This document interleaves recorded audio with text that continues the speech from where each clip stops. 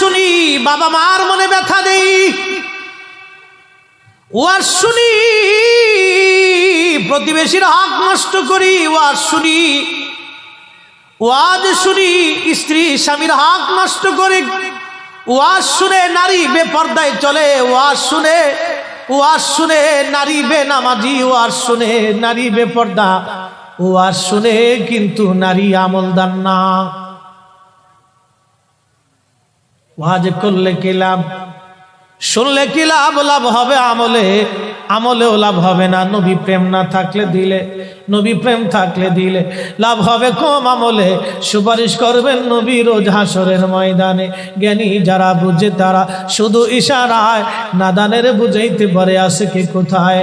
জ্ঞানীর মতো জ্ঞানী হলে অল্প কথাই বুঝে, কচুর মতো কচু হলে অল্প জালেই সিজে। আল্লাযী খালাকাল মাউত, মরণ আমাদের জন্য আল্লাহ সৃষ্টি করছে। আজ অথবা কাল মৃত্যুর কোলে ঢলে পড়তেই হবে, পড়তেই হবে, পড়তেই হবে। আল্লাহর দরবারে যেতেই হবে, যেতেই হবে, যেতেই হবে, যেতেই হবে। ইন্না বাতশা রাব্বিকা লাশাদীদ, আল্লাহর ধরা বড় শক্ত ধরা, বড় শক্ত ধরা। ধরা পড়তেই হবে, ধরা পড়তেই হবে, ধরা পড়তেই হবে। কবরে চলে যেতেই হবে, যেতেই হবে, যেতেই হবে। আজকে আমি ফরিদি শাম যদি মারা যায়, বন্ধুরে আমার লাশ দেশের বাড়ি ফরিদপুরে নিয়ে যাওয়া হবে। কালকে সন্ধ্যার আগে দাফন কাফনের ব্যবস্থা হবে। আমার টুপি, আমার চশমা, আমার জুব্বা, আমার ঘড়ি, আমার সব কিছু থেকে জুদা করা হবে। ব্যাংক ব্যালেন্স, টাকা পয়সা, বাড়ি গাড়ি থেকে জুদা হয়ে যাব। স্ত্রী পুত্র সন্তান থেকে জুদা হয়ে যাব। বন্ধুরা কেঁদে কেঁদে বিদায় জানাবে, গ্রামবাসীরা বিদায় জানায় চলে আসবে। 3 ঘন্টা পরে বন্ধুরা চা খাবে, পান খাবে, গল্প করবে, হাসবে। সন্তানরা 3 দিন পর্যন্ত শোক পালন করবে। 6 মাস পরে সবাই আমার কথা ভুলে যাবে, মনে রাখবে না কেউ। বন্ধু, ওই কবরে আমি একা, আমি একা। আমার সঙ্গে হবে কি, সঙ্গী হবে কি? ওই কবরে আমার 2টা জিনিস যাবে, একটা ঈমান ও আমল, ঈমান ও আমল, ঈমান ও আমল, ঈমান ও আমল। ওই কবরে কেউ দেখতে না গেলেও যিনি দেখতে আসবে, যদি নবীর আশিক হয়ে কবরে যাও, ওই কবরে আমার নবী আসবে রে, নবী আসবে রে, নবী আসবে। যুবক, যদি ভালোবাসো নবীকে ভালোবেসে যাও, যদি দল করো নবীর দল করো, জীবন যদি দাও নবীর জন্য দাও, পক্ষ যদি নাও নবীর পক্ষ নাও, শান যদি গাও নবীর শান গাও, মান যদি গাও নবীর মান গাও, জীবন যদি দাও নবীর জন্য দাও। ভালো যদি বাসতে চাও নবীর ভালোবাসা নাও, এতাত যদি করতে চাও নবীর এতাত করে যাও, গোলামি যদি করতে চাও নবীর গোলামি করে যাও, খুশি যদি কাউকে করতে চাও নবীকে খুশি করে যাও। কথা বলেন ঠিক না বেঠে? এছাড়া আর বিকল্প নাই, একটাই,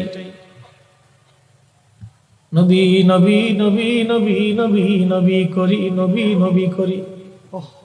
অনেক ভাইরা বুঝে না, কয়েরা নবী নবী করে কেন? যেই দিন কবরে ঘুমাইবেন সেই দিন বুঝবেন নবী কি জিনিস। যেই দিন হাসরে উঠবেন সেই দিন জানবেন নবী কি জিনিস। যেই দিন ফুলসিরাতের ঘাটে যাবেন বুঝবেন নবী কি জিনিস। মিজানের পাল্লার পাশে যখন দাঁড়াবেন বুঝবেন নবী কি জিনিস। কঠিন মেহশরের মাঠে জিহ্বা বের হয়ে যাবে, সেই দিন বুঝবেন নবী কি জিনিস, নবী কি জিনিস। এই জন্য নবী নবী করি, নবী নবী করি।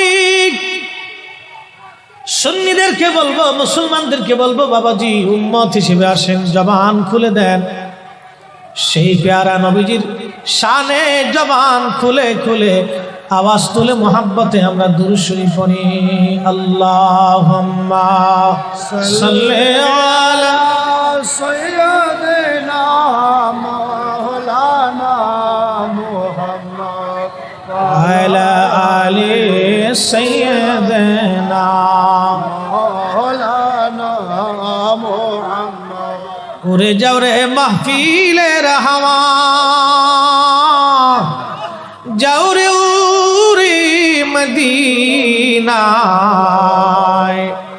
আমাদের দুরুদ পৌঁছে দিও নূর নবীজির পাক রওজায়। আল্লাহুম্মা সাল্লি আলা, মাশাআল্লাহ, আল্লাহু আকবার। আসুন আসুন। লানা মুহাম্মাদ ওয়া আলা আলি সাইয়্যিদিনা মাওলানা মুহাম্মদ। আলহামদুলিল্লাহ, যারা কাফেলা করে আসছেন গাড়িতে করে সবাইকে আমরা অভিনন্দন জানাচ্ছি। আপনারা মাহফিলের প্যান্ডেলে এসে বসলে আল্লাহর মেহেরবানি রওনক বৃদ্ধি হবে।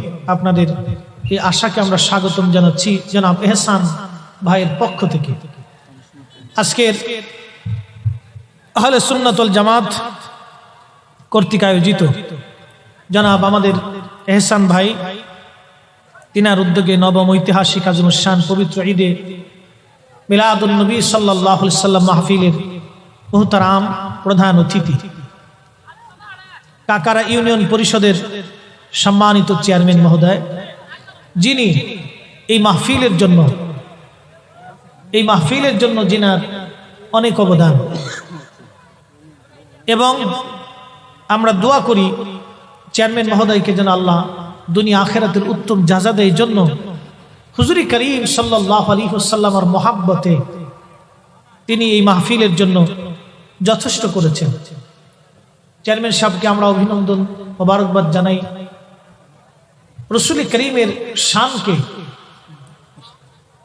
আকাইদে আহলে সুন্নাত ওয়াল জামাতকে মানুষের হৃদয়ে পৌঁছানোর জন্য উনি যতটুকুনি করেছেন ততটুকুনি মদিনাওয়ালার পক্ষ থেকে উনি বেনিফিট পাবেন। এবং আল্লাহর শাহানশাহী আলিশান দরবার থেকে আমরা কামনা করি মদিনাওয়ালার সদকায় যেন আল্লাহ ওনার দুনিয়া আখিরাতের জাযা দেন, বাচ্চাদের হায়াতের মধ্যে বরকত দেন। আল্লাহ যেন ওনার সম্মানকে দুনিয়া আখিরাতের বাড়ায় দেন। আল্লাহ যেন বেশি বেশি এই দ্বীনের কাজ, সুন্নিয়তের কাজ, ঈমান ও ইয়াকিনের কাজে যেন আল্লাহ ওনাকে সহযোগিতা করার তৌফিক দেন। আমরা একটু দোয়া করে বলি আমিন। আজকের সম্মানিত বিশেষ অতিথি জনাব মোহাম্মদ নজরুল ইসলাম সাহেব, সম্মানিত ইউপি সদস্য ২ নং ওয়ার্ড, ওনাকেও আমরা দোয়া করি এই মাহফিল সাজানোর জন্য, অবদান রাখার জন্য, পরিশ্রম করার জন্য, খেদমত করার জন্য।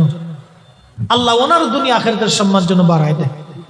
উদ্বোধক জনাব মাওলানা আজিজুল হক কাদরি সাহেব মাদ্দাজুল আলী, সভাপতি জনাব হযরতুল আল্লাহ মাওলানা আব্দুর রহমান শিবলি সাহেব মাদ্দাজুল আলী, সভাপতি দ্বিতীয় অধিবেশনে মাওলানা কফিলউদ্দিন এম সাহেব, তৃতীয় অধিবেশনে জনাব মাওলানা আকমদ সাদিক হোসেন সাহেব থেকে শুরু করে আমন্ত্রিত সকল উলামায়ে হযরত এবং মেহমান বৃন্দ, সবার নাম বলতে গেলে অনেক সময়ের দরকার।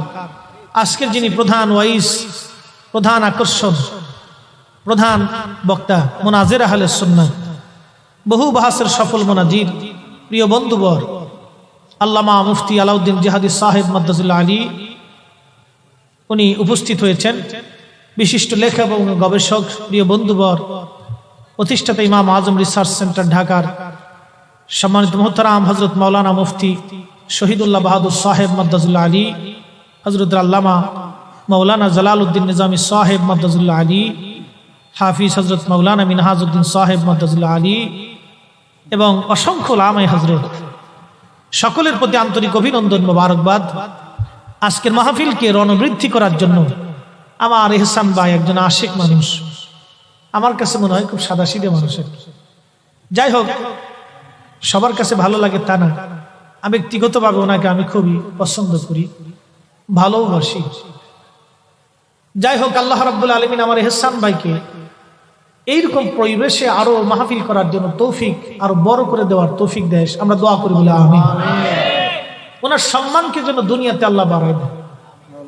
আকাইদে আহলে সুন্নাত ওয়াল জামাতের উপরে দায়িম থাকাটা বর্তমান পৃথিবীতে একটা চ্যালেঞ্জ হয়ে গেছে। বাজি আমরা আকীদা বুঝি না। আমি আকীদাটা মুক্তাসার আপনাদেরকে একটু বোঝানোর চেষ্টা, এখানে মনে হয় কোনটা লুজ কানেকশন হয়েছে, একটু দেখেন তো। হ্যাঁ, ঠিক আছে। আকাইদে আহলে সুন্নাত ওয়াল জামাত আমরা অনেক সময় বুঝি না। ভাই, সুন্দর একটা প্যান্ডেল দেখতেছেন, এই প্যান্ডেল কিন্তু ধরে রাখছে খুঁটি। খুঁটি যদি না থাকে তাহলে সামানা থাকবে না, সামিয়ানা থাকবে না। আর মাটি যদি না থাকে তো খুঁটি থাকবে না। সামিয়ানা হলো জান্নাত, খুঁটি হলো ঈমান, মাটি হলো আকীদা। আরো বুঝাই, আমাদের দেশে জেলেরা মাছ মারে, সারা রাত্র জেলে মাছ মারতেছে। মাছ যেই ভাণ্ড বা ডালা বা ডুলার মধ্যে রাখি, এটার নাম আমাদের আঞ্চলিক ভাষায় বলে ডুলা, চট্টগ্রামে কি বলে, কক্সবাজারের ডুলা। এই ডুলার নিচে যদি মস্ত বড় ভাঙ্গা থাকে, ফুটা থাকে, খসানো থাকে, সারা রাত জেলে মাছ মারার পরে কি মাছ পাবে ভাই? মাছ পাবে। কেন? এজন্যই মাছ পাবে না যে জেলের ডুলার নিচে ভাঙ্গা। একজনের আকীদা যদি বিশুদ্ধ না হয়, আকাইদে আহলে সুন্নাত ওয়াল জামাত যদি তার না হয়, 70,000 বছর তাহাজ্জুদ নামাজ যদি পড়ে, আকীদা হলো আমল রাখার ডুলা, আকীদা হলো ঈমান হলো আমল রাখার ডুলা। কোন ব্যক্তির ঈমান যদি বিশুদ্ধ না হয়, কিয়ামত পর্যন্ত সেজদা দিলেও বাবা আল্লাহর জান্নাতের আশা করা যাবে সহজ হিসাব। আর একটু বলি, আপনাদের দেশে গাভীর দুধ হয় কিনা? আজকের সভাপতি মহোদয় যদি কালকে ঘোষণা দেন যে আমি এই বাজারে 10 মণ 50 মণ দুধ সবাইকে ফ্রি ফ্রি দিই, এই 50 মণ দুধ নেওয়ার জন্য সব মানুষ আসবে, মোহতারাম সভাপতি দুধ দেবে। তো সভাপতি মহোদয় তিনি দুধও নিলেন, সাথে 1 লিটার গরুর প্রস্রাবও নিলেন।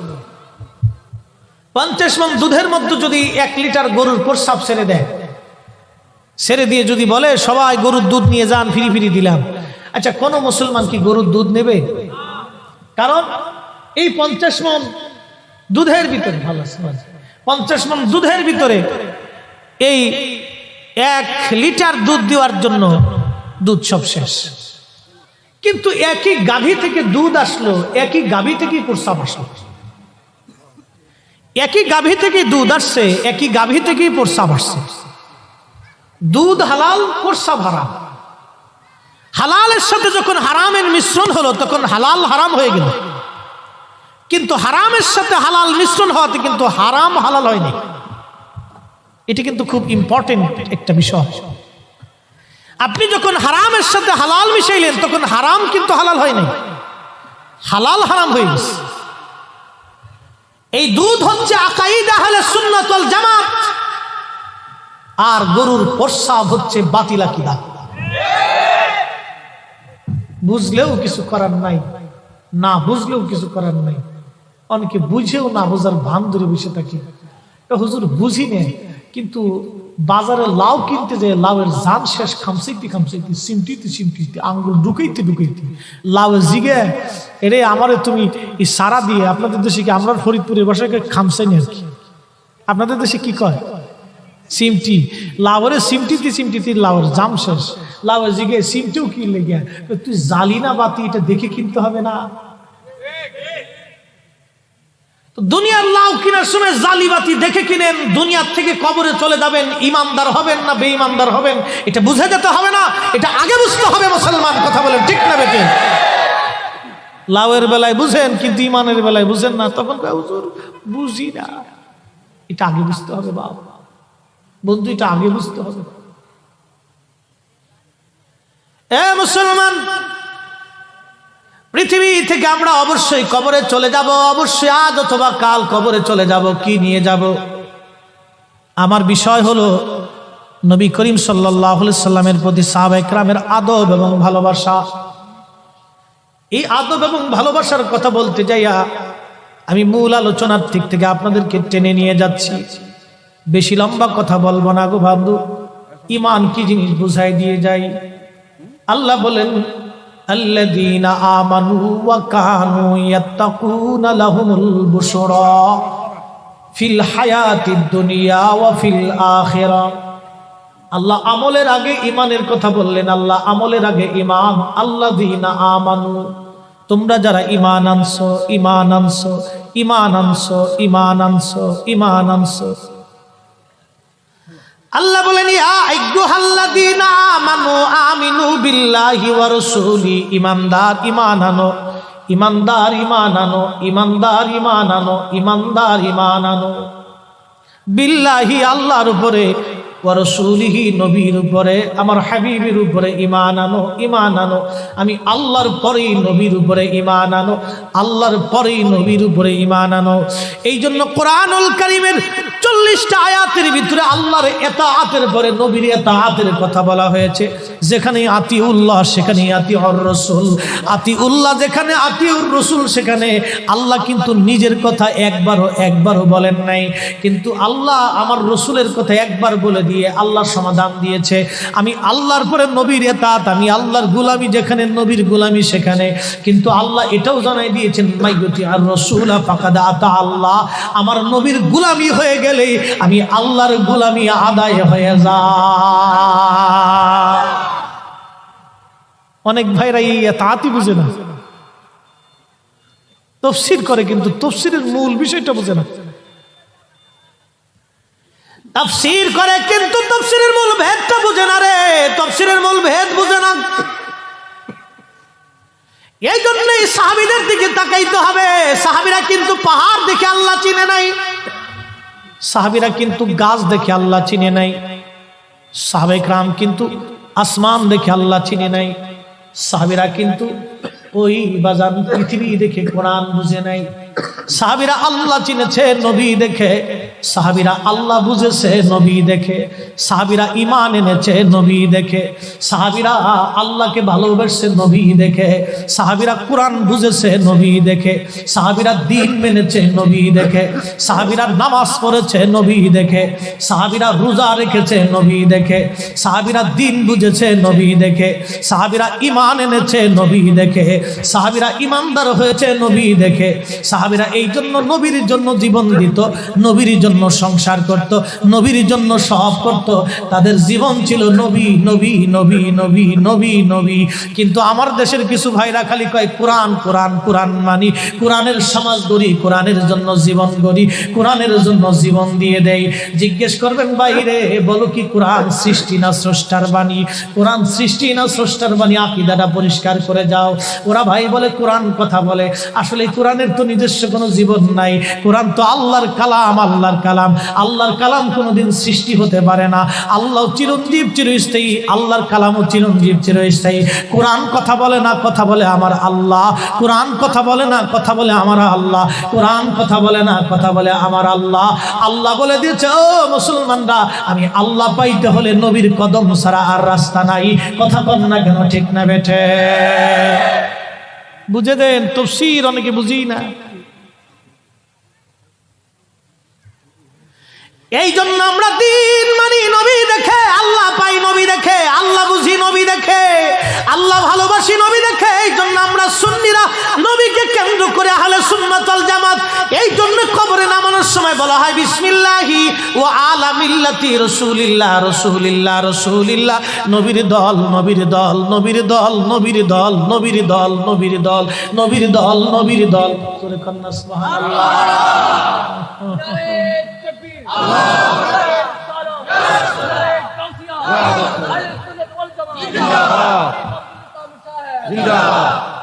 নবীর দল নবীর দল নবীর দল। অথচ আল্লাহ বলেন ওমাইয়াতাবাল্লাল্লাহ ওয়া রাসূলুহু ওয়াল্লাযীনা আমানু ফাইন্না হিজবাল্লাহি হুমুল গালিবুন। যারা আল্লাহকে ওলি মানো, নবীকে ওলি মানো, ওলিদেরকে ওলি মানো, আল্লাহকে ওলি মানো, নবীকে ওলি মানো, ওলিদেরকে ওলি মানো, আল্লাহকে ওলি মানো, নবীকে ওলি মানো, ওলিদেরকে ওলি মানো। ফাইন্না হিজবাল্লাহ, তোমরাই আল্লাহর দল। হুমুল গালিবুন, আল্লাহর দল বিজয়ী, আল্লাহর দল বিজয়ী, আল্লাহর দল বিজয়ী। আল্লাহ কোরআনে বলেন আল্লাহর দল, আল্লাহর দল, আল্লাহর দল, আল্লাহর দল। কবরে নামানোর সময় বলা হলো নবীর দল নবীর দল নবীর দল।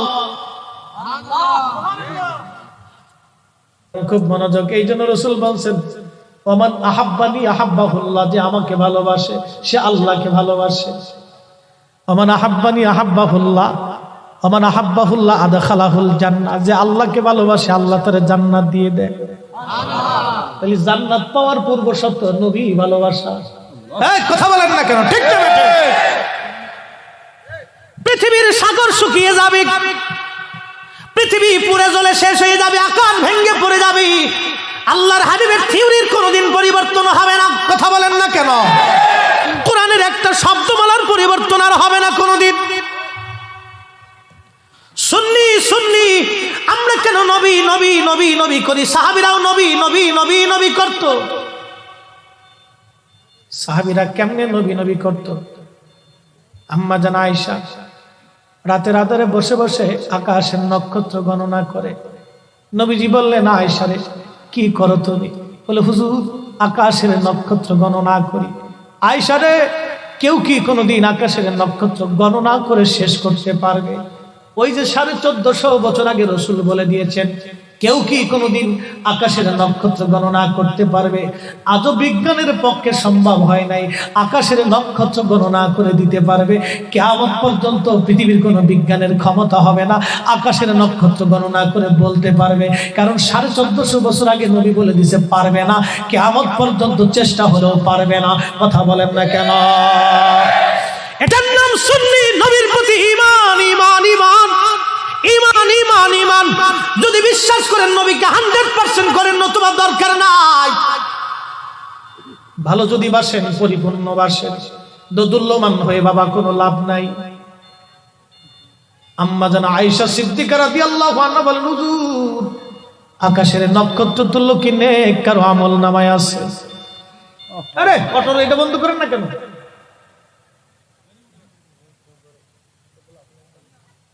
যন্ত্রণা, এটা বুঝে না, খালি গাড়ি চালালেই হয়। এখানে চলে রাস্তার গাড়ি চালান যায়। খুবই মনোযোগ, খুবই মনোযোগ দিয়ে শুনিয়া যান। হাজরতে আম্মা জান ডেকে বলে, হুজুর আকাশের নক্ষত্র তুলো নেক কি কারো আমল নামায় আছে? বলে, হ্যাঁ রে আয়েশা, আমার ওমরের আমল নামায় আকাশের নক্ষত্র তুল্য নেক আমল নামায় ওমরের আছে। একসাথে জোরে বলেন সুবহানাল্লাহ। জীবনে এই ওয়াজ আপনারা অনেক শুনছেন, হাদিসও শুনছেন, কিন্তু ভেদ জানেন না ভাই। আকাশের নক্ষত্র কত আমার নবীর দরবারে খবর আছে না নাই? ওমরের আমল নামায় নেকি কত আমার নবীর দরবারে খবর আছে না নাই? উম্মতের আমল নামায় নেকি কত নবীর দরবারে খবর। বড় আফসোস, বড় আফসোস, আমার দেশের অনেক ভাইরা মুসলমান দাবি করে কিন্তু বলে নবী কিছুই জানে না। অথচ সাহাবায়ে কেরামকে নবী যখন প্রশ্ন করতেন, আমি কয়টা হাদিসের কথা বলবো, এই শব্দমালাটা পৃথিবীর অন্তত হাজার হাজার হাদিসের মধ্যে আসছে। আমার ঘরে 38টা হাদিসের কিতাব আছে, প্রত্যেকটা হাদিসের কিতাবের মধ্যে একটা করে শব্দ আছে। সাহাবায়ে কেরামকে নবী যখন প্রশ্ন করতেন, সাহাবীরা রে তোমরা কি এই বিষয় জানো? আল্লাহ নবীর সাহাবীদের জবাব ছিল, আল্লাহু ওয়া রাসূলুহু আলাম। আল্লাহ জানে, নবী জানে, আল্লাহ জানে, নবী জানে, আল্লাহ জানে, নবী জানে, আল্লাহ জানে, নবী জানে। এই শব্দটা মুতাওয়াতির পর্যায়ের হাদিসের শব্দ। আল্লাহ কত সনদে এই শব্দ এসেছে তার হিসাব নাই। 1-2 সনদের কথা বলবো না, এই শব্দমালাটা কত সনদে আসছে তার হিসাব নাই। সমস্ত সাহাবীদের আকীদা আল্লাহু ওয়া রাসূলুহু আলাম। আল্লাহ জানে, নবী জানে, আল্লাহ জানে, নবী জানে, আল্লাহ জানে, নবী জানে, আল্লাহ জানে, নবী জানে, আল্লাহ জানে, নবী জানে। সেই মজলিসে 1.25 লক্ষ সাহাবী, একটা সাহাবী দাঁড়ায় বলেন না, হুজুর আল্লাহ জানার পরে আপনি নবী কেমনে জানেন? এটা তো শিরিক হয়ে গেল, এটা তো আল্লাহর পর্যায়ে চলে গেল। আল্লাহ শুধু জানে, আপনি নবী জানেন না। এই কথা তো কোনো সাহাবী দাঁড়ায় বলেন নাই, কোনো সাহাবী প্রশ্ন করেন নাই, কোনো সাহাবী ভেটু দেন নাই। তার মানে বোঝা গেল সমস্ত সাহাবীদের বিশ্বাস আল্লাহ জানে, নবী জানে, আল্লাহ জানে, নবী জানে। আমরা সুন্নিদের বিশ্বাস আল্লাহ জানে, নবী জানে, আল্লাহ জানে, নবী জানে। এটাই আমাদের আকীদা। কথা বলেন ঠিক না? এখন এর বিপরীত যদি কেউ নিজেকে হক্কানি দাবি করেন তো অসুবিধা নাই, আসেন হাদিস উল্টাই দিয়ে যাবেন। কিয়ামত পর্যন্ত সময় একদিন না, কিয়ামত পর্যন্ত আমি মুফতি জহিরুল ইসলাম ফরিদী সময় দিয়ে গেলাম। এই সাহাবীদের এই আকীদার শব্দটা আপনি পরিবর্তন করে দিবেন। কিয়ামত পর্যন্ত সময় দিয়ে গেলাম, হয় আপনি বেদাতি নাই সাহাবীরা বেদাতি, না হয় আমরা শিরকি নাই সাহাবীরা শিরকি। প্রমাণ করে দিয়ে যাবেন কিয়ামত পর্যন্ত সময়। তবে বন্ধু, আল্লাহর আদালতে দাঁড়াইতে হবে, আল্লাহর সামনে দাঁড়াইতে হবে। শুধু আল্লাহর সামনে না, এই উম্মতের শ্রেষ্ঠ ব্যক্তি আবু বকর কিয়ামতের ময়দানে নবীর কদম ছাড়া জান্নাতে যাবে না, জান্নাতে যাবে না, জান্নাতে যাবে না, জান্নাতে যাবে না। কোরআন মিথ্যা হবে, কোরআন মিথ্যা হবে, কোরআন মিথ্যা হবে। নবী ছাড়া যদি আবু বকর জান্নাতে যায় কোরআন মিথ্যা হয়ে যাবে, কোরআন মিথ্যা হবে, নবীর জীবন মিথ্যা হয়ে যাবে, মাকামে মাহমুদ মিথ্যা হয়ে যাবে। নবীর কদম ছাড়া এই উম্মতের শ্রেষ্ঠ ব্যক্তি জান্নাতে যাবে না। শুধু আল্লাহর সামনে না, কিয়ামতের ময়দানে নবীর সামনে দাঁড়াইতে হবে ভাই, উপায় নাই। ওরা ভাবতেছে আমরা রসুল লাগবে না, কি ভাবতেছে ওরা? এই ভাবাটা যে কত বড় ভুল, এই ভাবনাটাই তার জীবনকে ধ্বংস করে দিবে। এই একটা ভাবনাই তার জীবনকে শেষ করে দিবে, যে রসুল লাগবে না, এই ভাবনাটাই তার জীবন শেষ করে দিবে, তার আমলকে শেষ করে দিবে। ওর জিন্দেগির সাজদা শেষ হয়ে যাবে, ওর জিকির শেষ হবে, ওর তাহাজ্জুদ শেষ হবে, ওর হজ শেষ হয়ে যাবে, ওর যাকাত শেষ হয়ে যাবে, ওর ইসলামী আন্দোলন শেষ হয়ে যাবে। বুঝতেও পারতেছে না, জাহান্নামের লাকড়ি হয়ে যাইতেছে।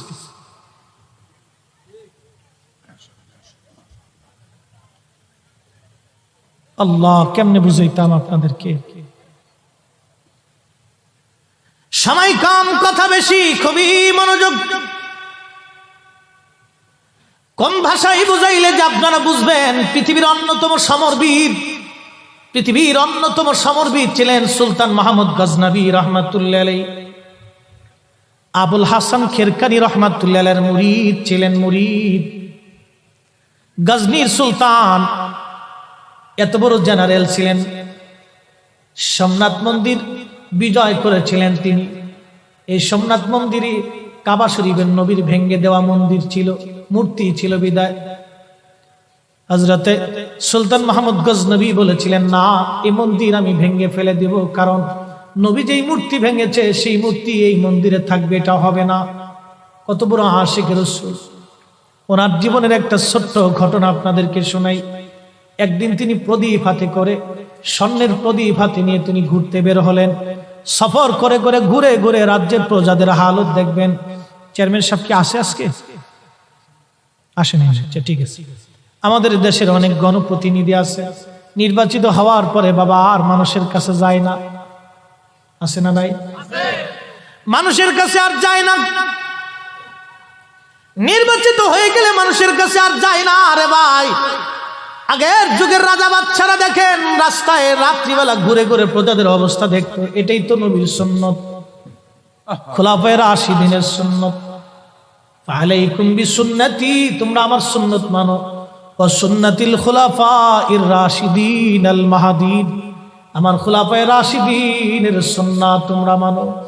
এমন কোন খলিফা নাই রে রাতের বেলা ঘুরে ঘুরে প্রজাদেরকে না দেখতেন। আল্লাহর হাবিবের এমন কোনো দিন নাই রে উম্মতের খবর না নিয়েছেন। সাহাবীরা ঘুরে ঘুরে প্রতিবেশীর খোঁজ খবর নিতেন।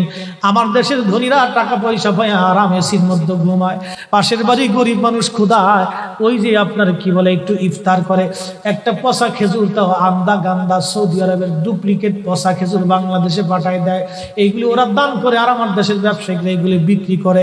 গরিব মানুষ ওই 50 টাকা কেজি ধরে 1 কেজি খেজুর আনে, ইফতার করে বাবা মুড়ি চাবায় আখের রস দিয়ে, অথবা ওই খেজুরের গুড় দিয়ে, অথবা একটু চিনি দিয়ে, পাতলা ও নরম অথবা খিচুড়ি দিয়ে।